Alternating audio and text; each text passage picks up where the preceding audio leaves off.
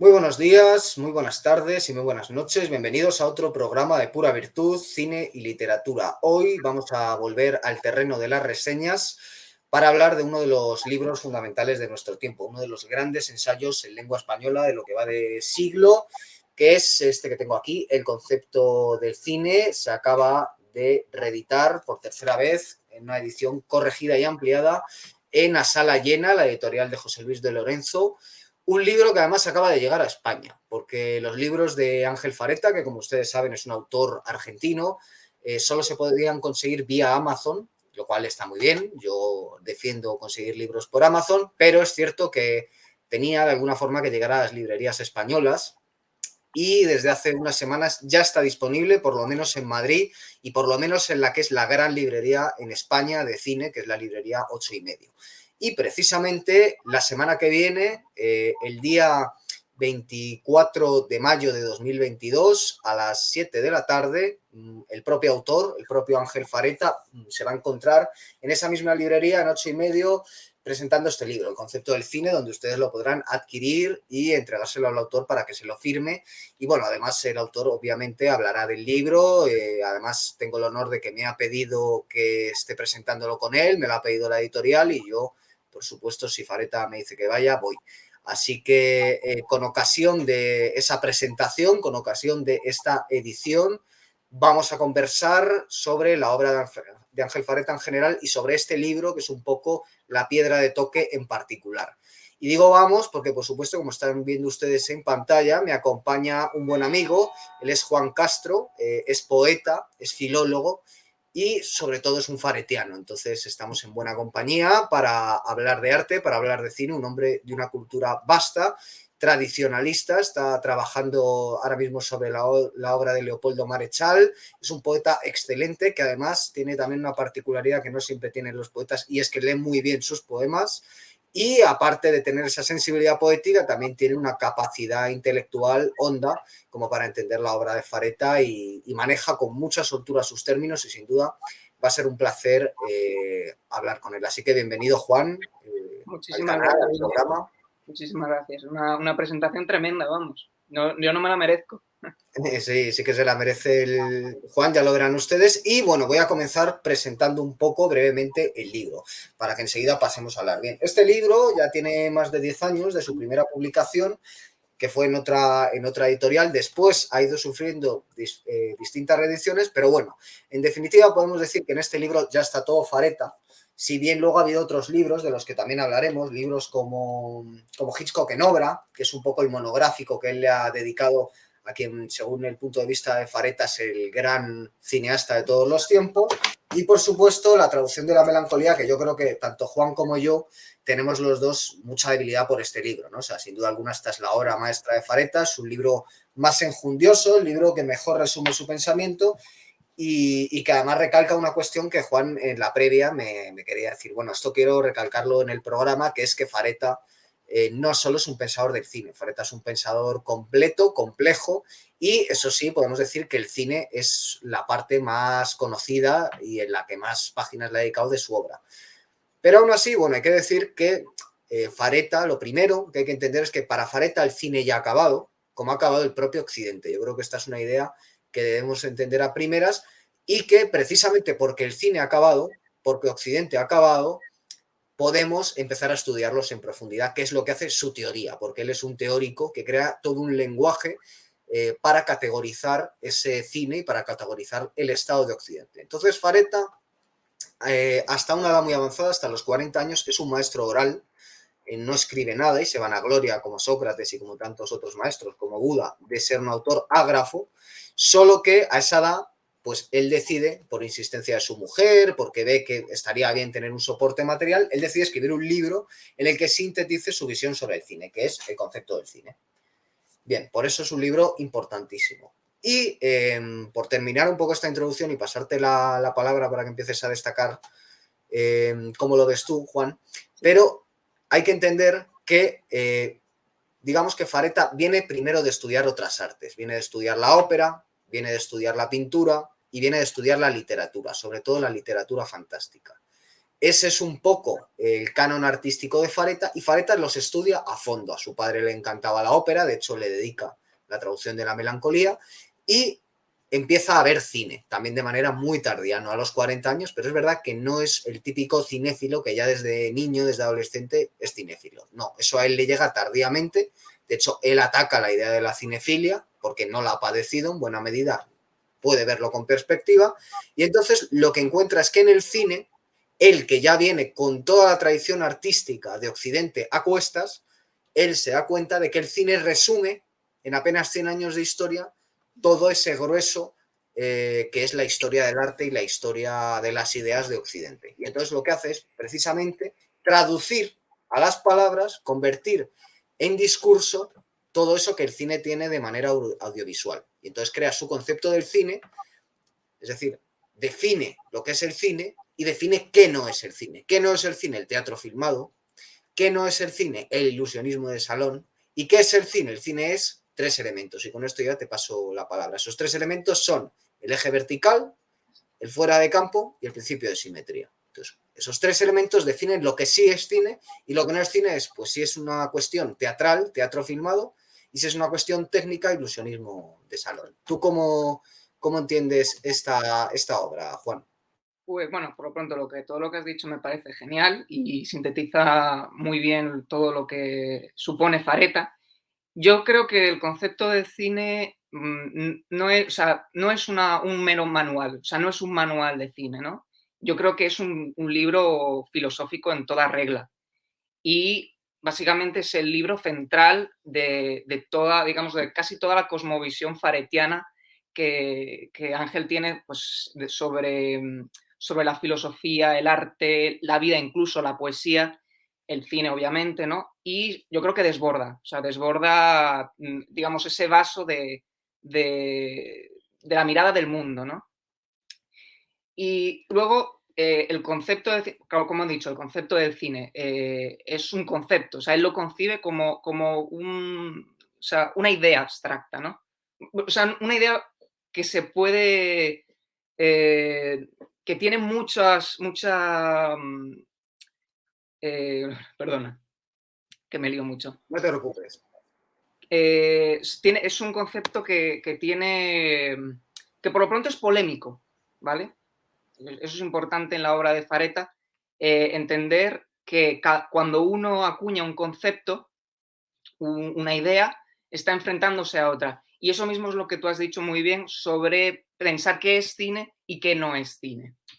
Luego, otra característica muy interesante y que yo creo que es destacable de Fareta es todo el asidero que tiene de metafísica. Es decir, toda su teoría se basa también en cierto pensamiento tradicional. De hecho, el propio Ángel escribió o se interesó mucho por empezar esta teoría del cine a partir de su lectura de los diarios de Mircea Eliade. Y ahí sé muy bien cómo enraiza con esa línea un poco de la Sofía Perennis, ¿no? De tantos pensadores como Mircea Eliade, Julius Evola, René Guénon, etc., ¿no? Y yo creo que desde ese ámbito hay que pensar también la teoría de Fareta.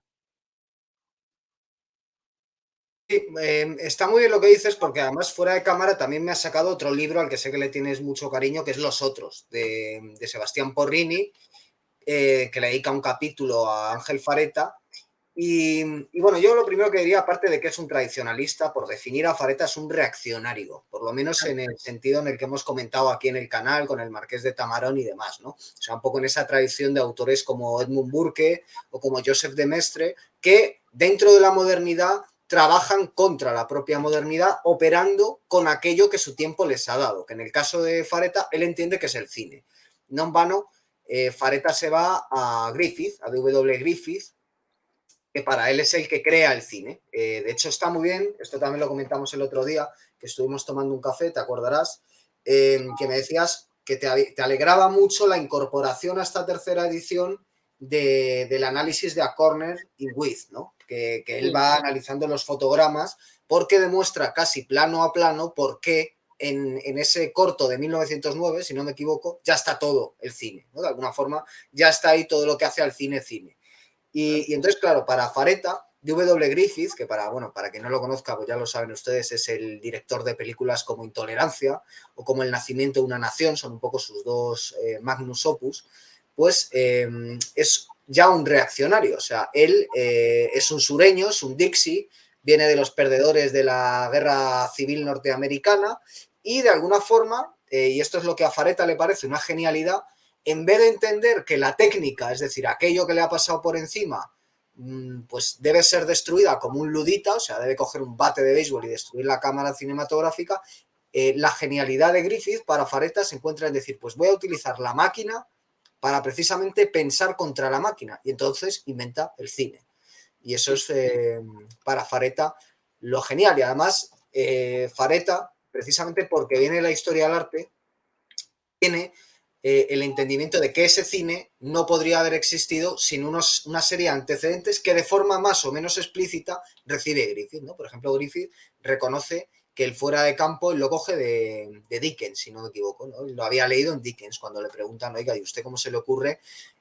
Claro, fuera de campo, para quien no lo sepa, es cuando él está sacando que a una familia desayunando y de pronto saca que hay unos ladrones tratando de entrar en la casa, que esto quien lo perfeccionaría sería precisamente Hitchcock. De verdad, en las películas de Hitchcock esta clase de imágenes son totalmente comunes, ¿no? Es lo que él llamó el thriller, el suspense, esa sensación de que el espectador tiene más información, que como todo lo que está en la teoría de Fareta tiene dos niveles. Es decir, por un lado genera esa tensión, ese suspense que tiene un sentido dentro de la trama, pero que por otro lado tiene también un significado filosófico, que es el mundo no acaba en lo que está en la cámara. El mundo es más amplio, el mundo tiene más profundidad, ¿no? Y esa profundidad precisamente no es horizontal, es una profundidad vertical. Ahí también entra el eje vertical, ¿no? El pensamiento. ¿Y qué es lo vertical? Lo vertical es lo que intersecta y lo que le da un sentido trascendente, ¿no? Es decir, frente al pensamiento positivista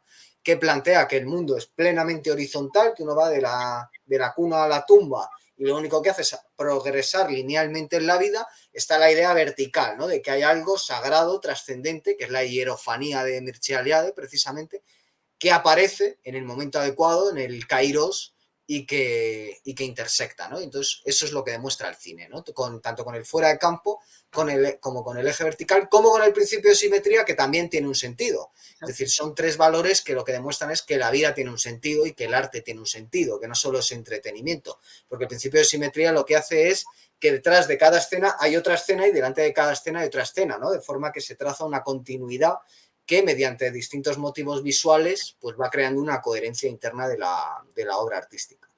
Sí, fíjate, Guillermo, que yo también quería comentar respecto a lo que has dicho, ¿no? Del eje vertical y cómo esa cruz que se forma a partir de, o sea, respecto del horizontal.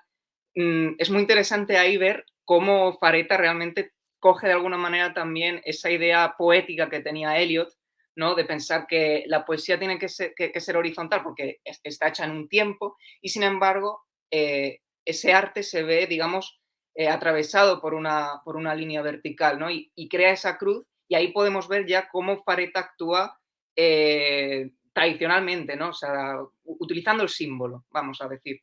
Y esto lo digo también porque creo que el libro del concepto de cine, antes, perdona que quiero hacer un inciso, he dicho concepto abstracto, pero ahí me he equivocado y quería decir más bien, es un concepto que tiene una operación, es decir, es operativo, ¿vale? Como todo símbolo tradicional. Y yo creo que el concepto del cine, o sea, la teoría de Fareta, es también un complemento del cine. O sea, él mismo en su propia teoría actúa, yo creo que como actúa el propio cine, o sea, operativamente. De hecho, por eso mismo Fareta es tan polémico con ciertos términos y cómo va acuñando algunos conceptos respecto de su teoría, ¿no?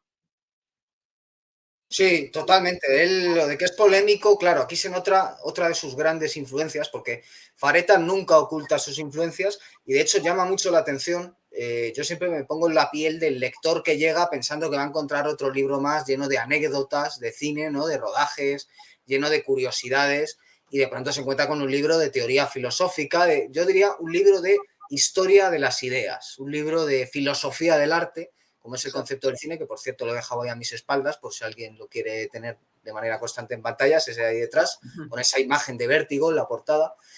Y ese pensador, que es uno de los, tú has mencionado a Mircea Eliade, otro de tantos, ¿no? Vico, que sería uno de ellos, pero otro de tantos sería Carl Smith. A él le gusta mucho Carl Smith, porque hay que decir que Fareta es el único autor que ha sacado las consecuencias cinematográficas de una frase de Donoso Cortés que a mí me encanta, que es esa frase que dice que detrás de toda cuestión política hay una cuestión teológica, ¿no? Y eso de alguna forma es una frase que metapolítica, ¿no? Igual que hay una metafísica, es decir, algo que está más allá de lo físico, también hay una metapolítica, una política profunda, una política de la filosofía. Y por supuesto, lo que hace Fareta cogiendo a un tipo como Carl Smith, que precisamente es discípulo de Donoso Cortés, es coger una de las máximas de Carl Smith, que tiene unas cuantas, pero que es que pensar siempre es pensar contra alguien. Exacto. Y que pensar es una cuestión de amigos y de enemigos. Entonces, Fareta tiene muy claros cuáles son sus enemigos. Y ojo, los enemigos tienen también muy claro que Fareta es un enemigo, que su concepto del cine es un enemigo, y por eso también se ha atacado tanto a directores como Hitchcock, por ejemplo. Es decir, Hitchcock es un autor que siempre tiene una especie de leyenda negra de que si estaba loco, de que si las rubias, de que si era un acosador, de que no sé qué. Todo eso es para precisamente hundir a un autor que lo que está defendiendo es unos postulados totalmente antimodernos. En ese sentido, Porrini en Los Otros define muy bien cuáles son los tres grandes antecedentes del concepto del cine de Fareta, que son la tragedia ática, el orden medieval y el barroco hispano, ¿no? De alguna forma, esos tres momentos de la historia del arte, la tragedia de Sófocles, el orden medieval, pues incluso de un Dante Alighieri, aunque sea quizás el último gran poeta medieval, y el barroco, pues por ejemplo, de un Calderón de la Barca, de un Velázquez, son tres momentos que anteceden a Fareta. Y el propio Fareta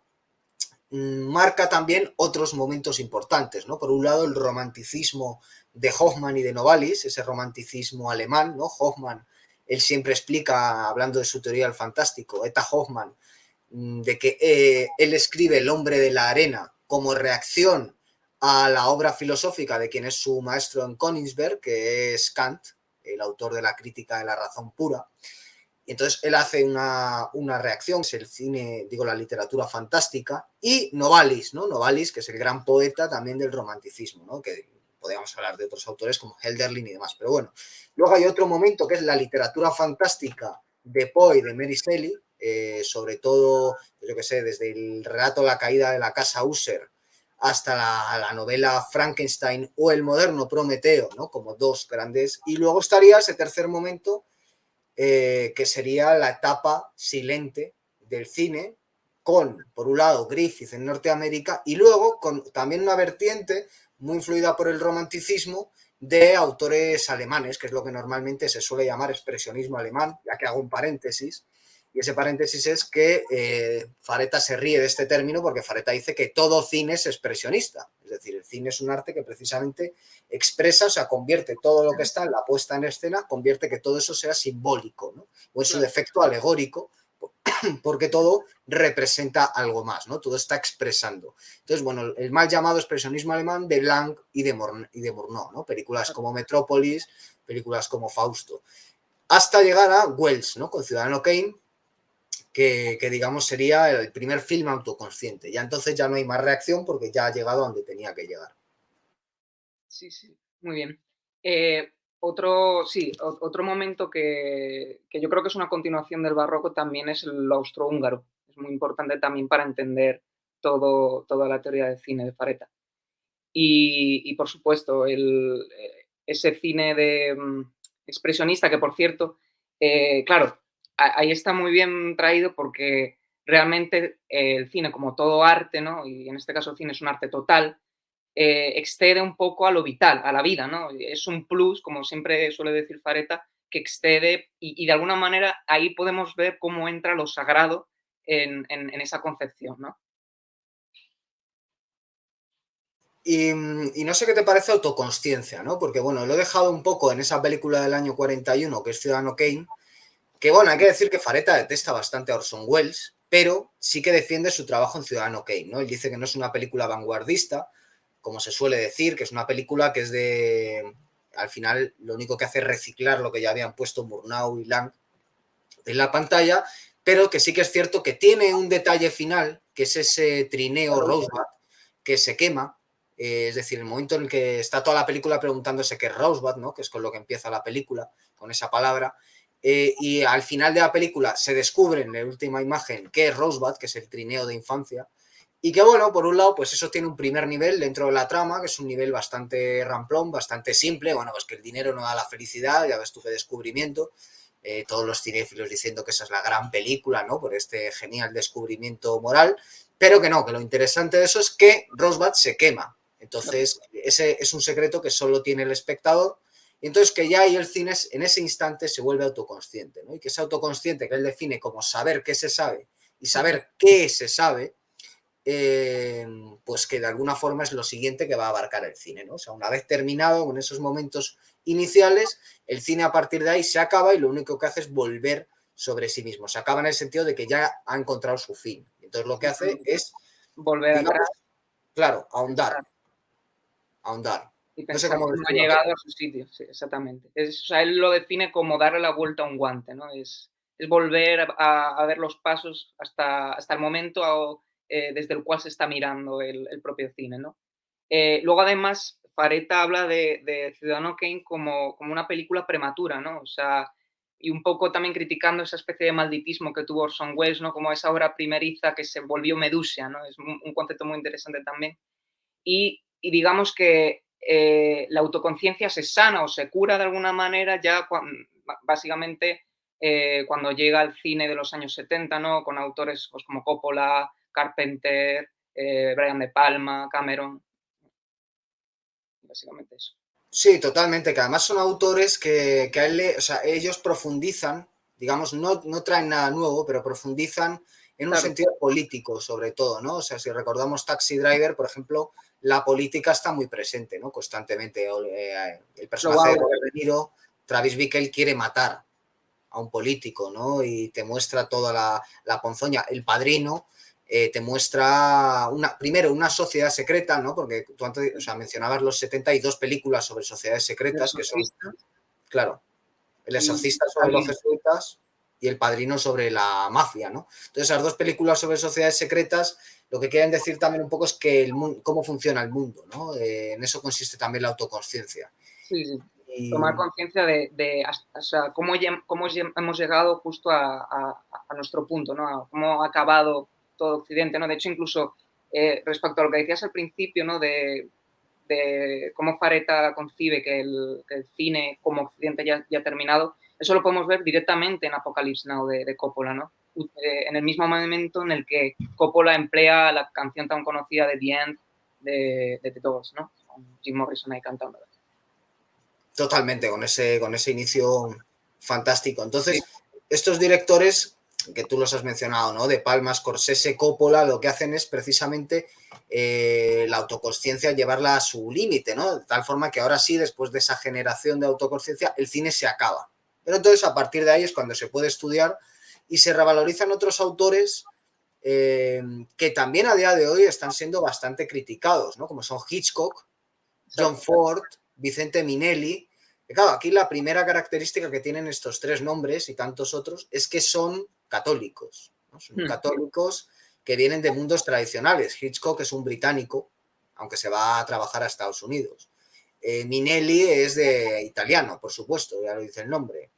Y Ford viene del mundo irlandés, ¿no? Aunque él sea norteamericano, de ahí vienen sus raíces y de hecho buena parte de su cine está ambientado en Irlanda.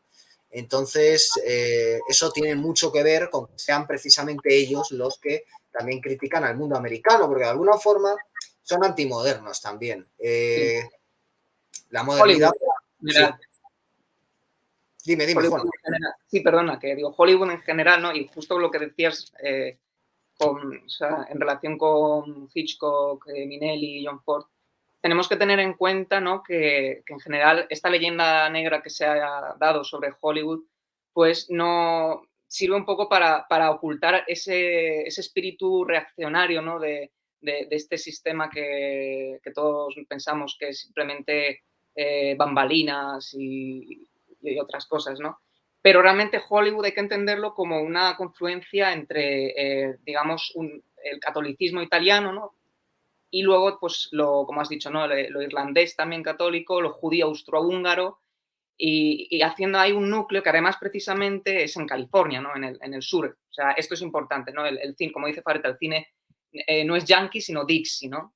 Griffith, que era un sureño derrotado, pues emplea la máquina, ¿no? Para atacar eso que ha destruido su propio pasado, ¿no? Y se empodera y además crea, digamos, otra, o sea, crea o digamos, busca salir de un laberinto, vamos a decirlo. Como diría Leopoldo Marechal, ¿no? De todo laberinto se sale por arriba.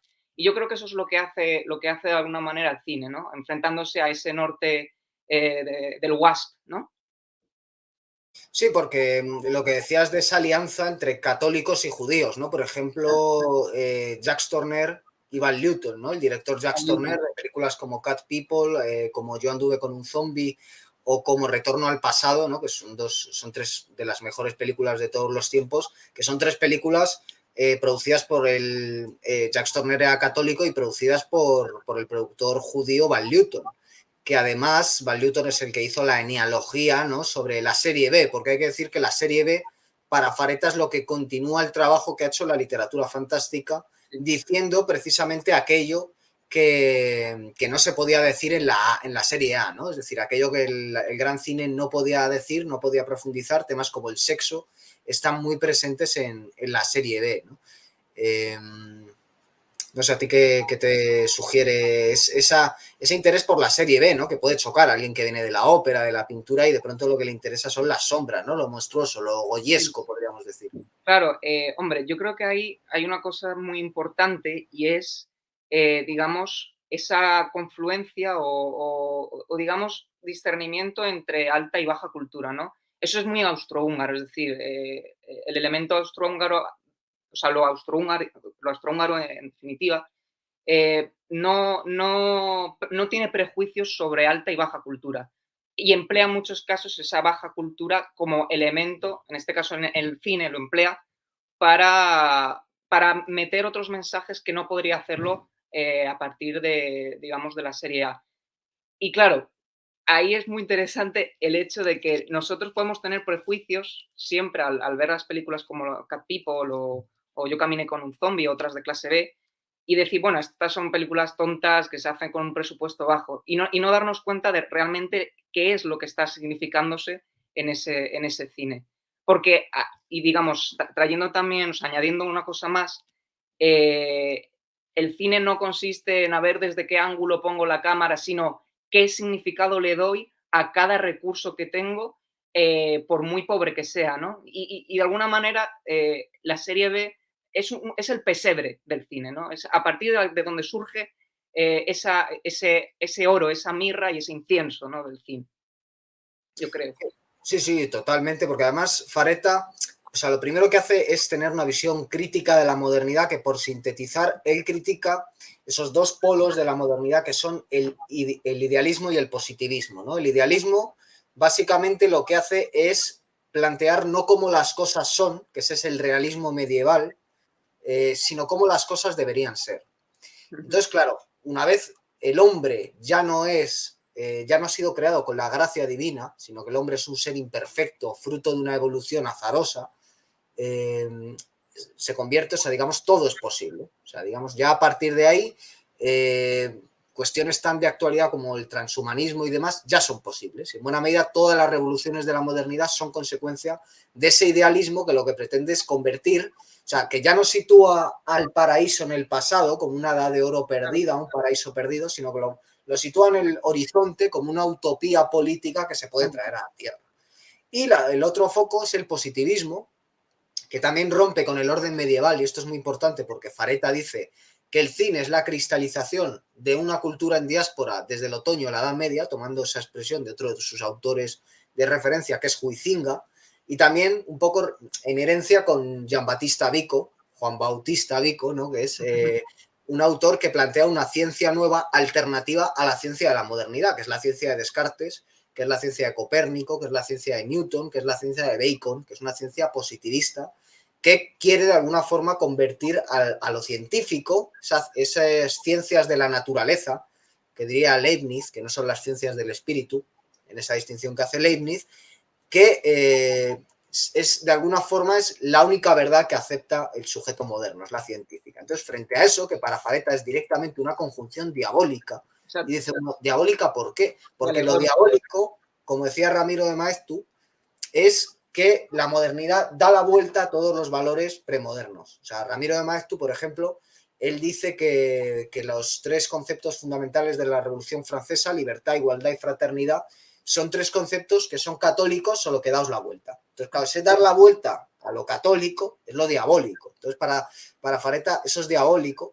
Y digamos que por resumir, y aquí volvemos a encajar con lo artístico y con lo que destacaba Porrini, que es esa tragedia ática, esa tragedia griega, es la reintroducción de lo heroico. O sea, digamos que a Fareta lo que le parece más antimoderno del cine es que vuelve a utilizar la figura del héroe. Y aquí hay que hablar de Hitchcock. Hitchcock, junto con John Ford, son los dos grandes directores de los héroes. O sea, tú coges a Scotty de Vértigo o coges a John Wayne en El hombre que mató a Liberty Balance, y son héroes clásicos, héroes que descubren que hay unos límites que son inherentes al humano y que no se pueden romper. Es decir, frente a una modernidad idealista que dice que todos los límites pueden ser transgredidos porque somos imperfectos, precisamente lo heroico lo que dice es que no, que frente a esa idea del liberalismo de que siempre se puede producir más, hay unos límites, no se puede producir más, ¿no? Y entonces el héroe lo que hace es sacrificarse por la comunidad, es decir, el héroe, como Edipo, cuando descubre que él ha traído el malestar a la comunidad, entonces él se sacrifica para dejar el bienestar en la comunidad, para que todo regrese al orden, para poner orden en el caos, frente al sujeto moderno que lo que dice es, bueno, voy a disfrutar los 4 días que estoy en el mundo, aunque eso genere más caos, ¿no? Aunque eso sea ahondarme el caos, porque no se puede poner orden. Pero eso que por un lado es muy masculino, y con eso te paso la palabra, Juan, eso que por un lado es muy masculino, tiene un correlato femenino, que es que el cine, precisamente, coge la palabra porque me está sonando el reloj. Bueno, sí, yo, si quieres continúo. Sí, como acabas de decir, o sea, en el cine a ese héroe masculino como correlato tiene a la heroína, ¿no? Al aspecto femenino que tiene un papel activo histórico, no es tanto ese papel pasivo que le querían dar la revolución industrial o la modernidad, digamos, dejándola a producir, ¿no? Más producir también junto con, pues eso, con la máquina, ¿no? Sino que busca... ¿Cómo? ¿No? A tener hijos, o sea, A él tener también, hijos, a producir más. claro, él enfrenta un poco esas novelas decimonónicas clásicas, ¿no? Tipo, digamos, el mundo que muestra Madame Bovary, ¿no? De Gustave Exacto, Flaubert, Tolstoy. claro, Tolstoy con Ana Karenina, Clarín con La Regenta, es decir, esa mujer condenada a tener hijos, y frente a eso el cine, por poner otros 3 ejemplos, tenemos Cat Rose, People, esa por mujer que ejemplo, se Rose enfrenta a en la Titanic. sexualidad, Carrie, Titanic, ¿no? O sea, pensemos en esos 3 personajes, la mujer de Cat People, la de Carrie y la de Titanic, son 3 mujeres totalmente mucho más liberadas, ¿no? Que diríamos hoy Fuera, desde... Claro, fuera de las convenciones, ¿no? Sí, por claro. supuesto.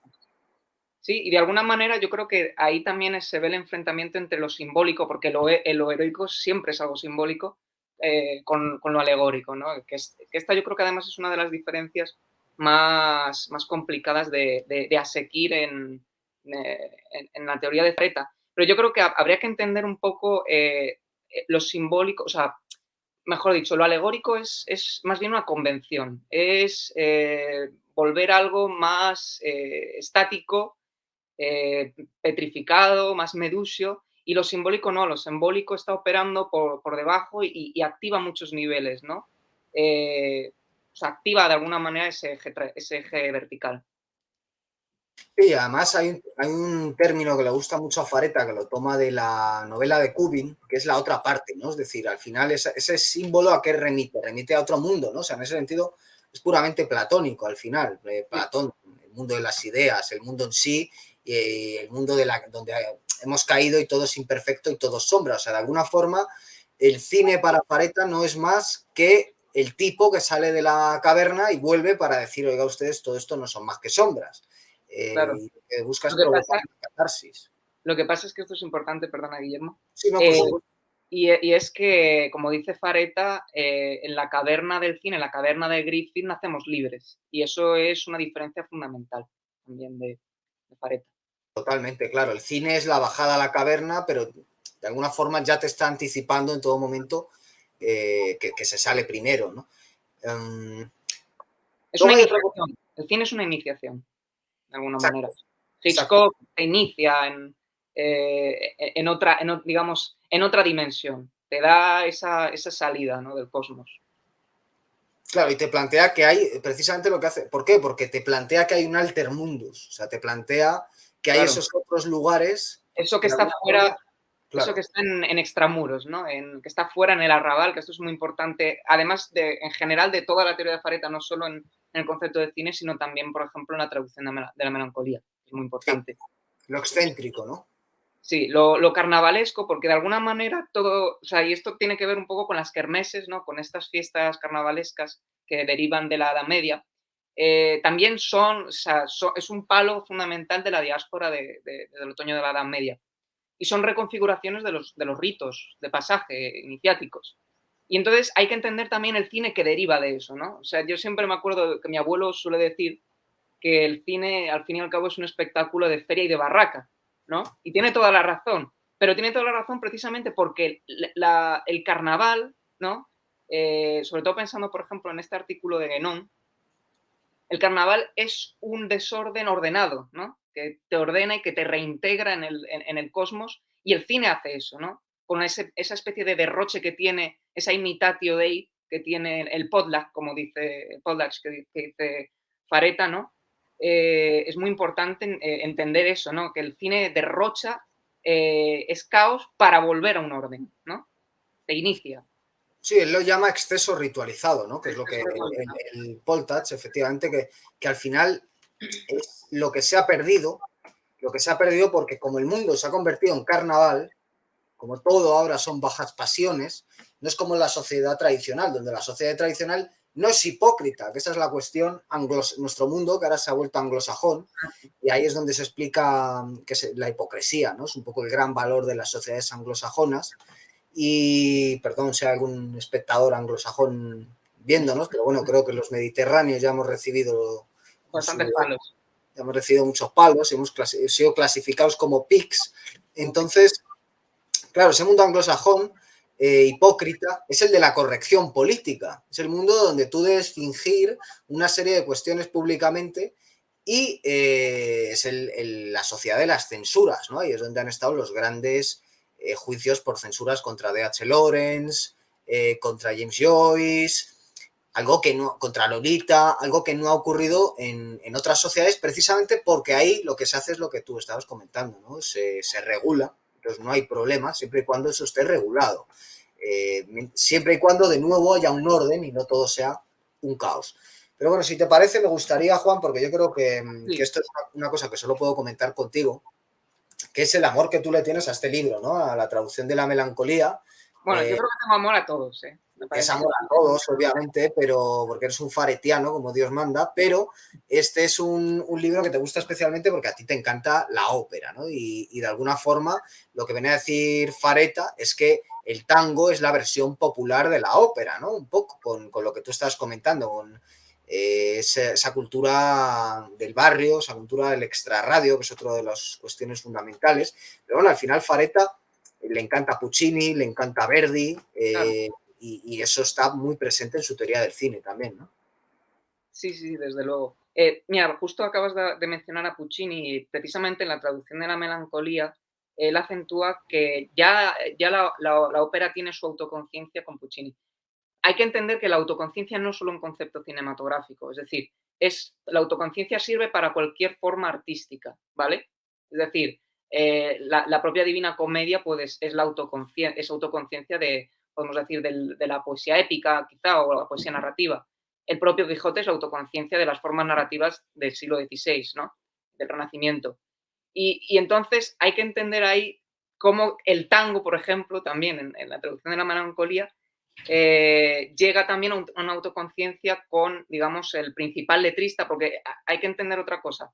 Este libro de Fareta, La traducción de la melancolía, se dedica directamente a las letras, a la lírica. O sea, es un libro es una poética, ¿vale? O sea, no es simplemente un libro sobre tango, ¿vale? O sea, rebosa también, o sea, yo creo que todos los libros de Fareta desbordan, digamos, los límites que él quiere poner. Y eso es muy bueno también, porque te da a entender que a partir de una forma todo está conectado, ¿no? Y entonces el tango tiene, perdona que me estaba liando, tiene su autoconciencia con las letras de Alfredo Lepera, ¿no? El famoso letrista de Gardel. Y pues eso, este libro indaga también, por ejemplo, en el concepto de la melancolía y el tango y la relación con la melancolía como ese humor, ¿no? Casi podríamos decir alquímico de la Nigredo, que también tiene, digamos, es como una especie de divisar aquello que está perdido, ¿no? Y que te causa un dolor frente a la pérdida del paraíso, ¿no? Y es una especie de dulzura triste también, yo creo, la melancolía, ¿no?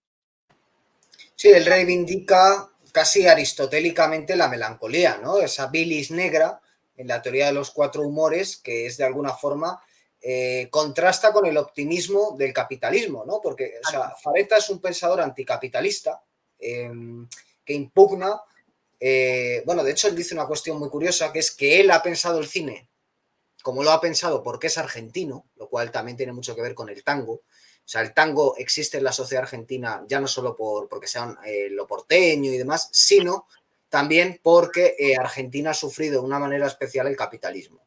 Y Estados Unidos es el que crea el cine porque Estados Unidos obviamente es la sociedad del crack del 29, etcétera, por lo tanto es la sociedad que también ha sufrido de primera mano el capitalismo. Y entonces allí es a donde confluyen un montón de directores de ese mundo austrohúngaro, o sea, nacidos ahí, el propio Billy Wilder, aunque no creo que fuera el ejemplo que más le gustase a Fareta, pero el propio Billy Wilder, ¿no? Al final es un tío de Viena que va a esa sociedad norteamericana y él tiene unos valores como los que describe Stefan Zweig en El mundo de ayer, ¿no? Que es lo que decías tú antes de la alta cultura, la baja cultura.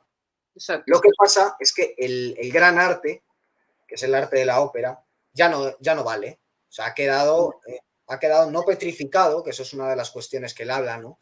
La alegoría, la petrificación, digamos, sería cómo se vuelve de pronto diabólico. No se ha petrificado, pero sí que es cierto que corre el riesgo de poder hacerlo porque el centro se ha profanado. Es decir, por eso es tan importante para él lo excéntrico, porque el centro ha quedado profanado y entonces precisamente aquello que no ha quedado profanado son las sombras, son los cuadros de Goya, de Caspar Friedrich, la melancolía de Durero, ¿no? Esa clase de imágenes que no se pueden profanar porque están fuera ya, nacen como reacción a la movilización total, que es un término de Junger que a Fareta le gusta mucho, ¿no? Esa idea de que estamos en unos tiempos de movilización total Homogenización. y homogeneización, que ahí lo toma de un autor del que espero poder hablar contigo en algún momento, que es Pasolini. Lo toma eso de Pasolini, ese mundo donde todo se vuelve idéntico, los jóvenes empiezan a dejar el pelo largo y no sé qué, como las estrellas de rock norteamericanas, aunque sean italianos, ¿no? Que eso molestaba mucho a Pasolini. Y todos nos volvemos homo económicos, es decir, todo aquello que no pueda ser explicado por el deseo, pues queda totalmente rechazado, ¿no? Sí, exactamente. Y entonces, bueno, ¿qué más destacarías por ir cerrando, por ir ya sacando las conclusiones de la obra de Fareta? Es decir, ¿por qué, por ejemplo, para alguien que estudia filología, como es tu caso, digamos, con un interés poético, y hay que destacar que Fareta también es poeta, y aquí me acaba de salir un pareado muy, muy lírico, ¿por qué tienes ese interés? O sea, ¿qué encuentras en Fareta cuando lo descubres? Bueno, a ver, por lo pronto yo creo que, como antes te he dicho, toda la obra de Fareta no está conectada, está unida. Eso ya es importante, es decir, o sea, Fareta no concibe una teoría que esté separada en sí, que no esté encasillada, ¿no? Sino que hay una unión de las distintas formas. Entonces, en el cine tú puedes encontrar perfectamente recursos para entender la literatura, ¿no? De hecho, la literatura, de alguna manera, en el siglo XX y ahora también, siempre va de la mano del cine, ¿no? Y entonces ahí podemos encontrar también un rastro para entender pues, muchas nociones y para leer, para tener una lectura en clave simbólica, eso es muy importante, metafísica, ¿no? es importante, y entender que la literatura no es simplemente propaganda o mera denuncia, sino que ante todo tiene un elemento sagrado, ¿vale? Y eso yo creo que, digamos, que leer a Fareta te tiene que hacer entender que el problema no es económico, sino que es otro, y ese es el de la guerra del alma, ¿no? Es como lo que llamarían los sufíes la gran guerra. Y es ahí donde estamos, ¿no? Y que no podemos separar las disciplinas de ningún modo. Es decir, tenemos lo político, lo literario, el teatro, la ópera, el tango, el cine, y todo está unido, y la vida está ahí. Y yo creo que eso es lo que más tenemos que llevarnos de Fareta, porque de alguna manera Fareta va, o sea, y yo creo que Fareta va a perdurar por eso, ¿no? Porque, sobre todo por esa mirada y esa visión que unifica y que mira al mundo de otra manera, ¿no? Claro, porque él de alguna forma tiene una aproximación mitológica y simbólica, ¿no? O sea, él es un autor que lee, en este caso ve, con esos ojos simbólicos, ¿no? Lo simbólico que es el corazón del mar, ese objeto que cada vez que aparece en pantalla cambia de significado, porque su significado no puede ser cerrado, ¿no? No puede cerrarse, que sería lo alegórico. Lo alegórico es Exacto. cuando, por ejemplo, cuando en 2001 tiran el hueso con forma fálica y entonces sube y en un cambio de pantalla se convierte en nave espacial, ¿no? Y entonces ahí lo que te ha dicho Kubrick es que, bueno, pues que cómo es la historia de la evolución del hombre, ¿no? Pero claro, eso es puramente alegórico, eso se puede poner por escrito, como lo acabo de decir yo, un poquito mejor y ya está. En cambio, lo simbólico nunca es tan sencillo, lo No simbólico se cierra. siempre tiene algo más, no se cierra. Es esa idea también de la persistencia motriz, es decir, aquello que ya tiene ecos míticos, es decir, cuando Scotty ve caer al personaje King Noah que en Vértigo, en el último momento, ¿no? Claro, eso primero tiene una persistencia motriz con las otras caídas que ha tenido dentro de la película y con toda la tragedia de la historia de Occidente, ¿no? Es decir, está ahí entrando en lo que es lo trágico, ¿no? Entonces, ahí se produce, digamos, un reconocimiento, ¿no? Una anagnórisis también, sobre todo para el que tenga idea, ¿no? Porque al final el símbolo es un signo de reconocimiento. Tú puedes ver solo una parte o puedes llegar a toda la profundidad del significado, ¿no? Y digo que es un antimoderno porque, claro, él en ese sentido está hablando de lo que queda, de lo eterno. O sea, eso sería la manifestación mundana de lo eterno Claro, frente a la modernidad, que él coge ahí la definición de otro autor que le gusta mucho, que es Baudelaire, que la Baudelaire. modernidad, claro, sería el flujo. Él habla de modernité como aquello que está sometido a un constante flujo, aquello que no queda, aquello que está cambiando. Frente a eso estaría lo eterno, que es lo simbólico, lo que no puede cerrarse ni puede tampoco perecer, por lo tanto, ¿no? Sí. Es la unión para crear la cruz, al fin y al cabo. La cruz Totalmente. unifica. ¿Y qué esperar de la visita de Fareta Bueno, a yo España? espero que lo recibamos con confeti. Un Y que, acontecimiento. hombre, yo creo que va a ser un acontecimiento, vamos, ya casi histórico. Al menos eso espero. Que tenga repercusión al menos y que nos mueva también, pero que nos mueva como lo hace el cine, ¿no?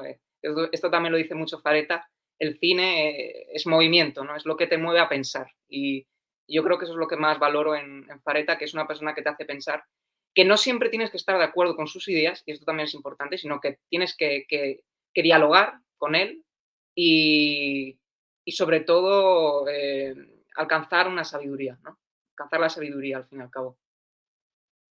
Sí, de alguna forma es un volver, ¿no? O sea, aunque él es argentino y viene de familia italiana y tal, él está volviendo, ¿no? Un poco a la cultura, va a ser una vuelta pública y es una vuelta con el motivo de la publicación español, que es una maravilla. Es decir, para el que no lo tenga, claro, poder ir a la librería 8:30, a las 7 de la tarde, el día 24, y tener ni más ni menos que Ángel Fareta allí en carne y hueso, y poder adquirir el libro después de esta introducción que nos ha hecho Juan Castro a su obra, escuchar al propio autor bueno, o sea, realmente es una ocasión inmejorable. Es decir, si ustedes nos están viendo y tienen esa posibilidad, desde luego no deben dejarla pasar, ¿no? Porque además ya hemos un poco abierto las vetas y claro, este libro lo que permite es recorrer el camino hacia atrás.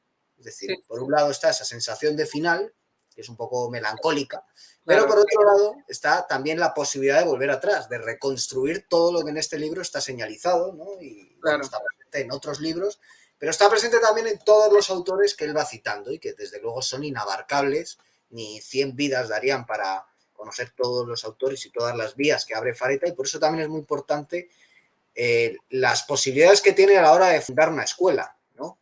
Ya la ha fundado, pero al final él bebe de Schopenhauer, de T.S. Eliot, de Maquiavelo, y al mismo tiempo va dejando, yo creo, una escuela de seguidores a su paso, y todos al final acabamos estando remitidos a este libro. Es decir, este es Sí. el libro con el que empieza todo, es el libro con el que se funda todo, y es el libro al que hay que estar volviendo constantemente. Yo, de hecho, mi ejemplar está hecho polvo, o sea, porque creo que es un libro para estar trabajando con él constantemente en la literatura, en la pintura, etcétera, ¿no? Pero partiendo del cine, porque él se da cuenta de que el cine es el arte que tiene, es el arte de nuestro tiempo, es el microcosmos de todas las artes, como decía Eugenio Trías, y es el arte que permite reconstruir. Entonces, para reconstruir, primero hay que iniciarse, como decías tú también aquí, antes. Así que no sé si quieres Porque, añadir porque alguna. ante todo el concepto de cine también es autoconsciente. La teoría de Fareta ya también es autoconsciente. Pues hasta aquí hemos llegado en el programa de hoy. Yo creo que ha sido un placer. Esperemos volver pronto, volver a tenerte por aquí, Juan, para hablar de otro autor italiano, Pasolini, y de tantas otras cosas que hablaremos. Y si tú quieres, y muchas gracias también a los espectadores por haber llegado hasta este punto del programa. Les invitamos a buscar los vídeos de Fareta, los artículos de Fareta. Humildemente yo escribí un artículo en qualia.es, sobre el concepto de cine de Fareta, un poco para quien no pueda costearse el libro, un poco para quien quiera iniciarse en Fareta, pero que vea que es muy, muy farragoso, que requiere de muchas horas, pues que de alguna forma tenga lo que yo he tratado de hacer, una síntesis, mejor o peor. Y un artículo que ya digo, está en qualia.es para que lo quiera online y gratuito. Y también está ahora que se ha publicado en La Nave en Llamas, que es una revista de la Tribuna del País Vasco que dirige Raúl González Zorrilla, y que ha tenido a bien pues sacar en papel este artículo que yo he realizado recientemente. En fin, que con eso nos despedimos por hoy. Invitados están a quien pueda a ir a esa presentación en la librería 8:30 de Madrid, y volveremos pronto con más programas, Pura Virtud, Cine y Literatura.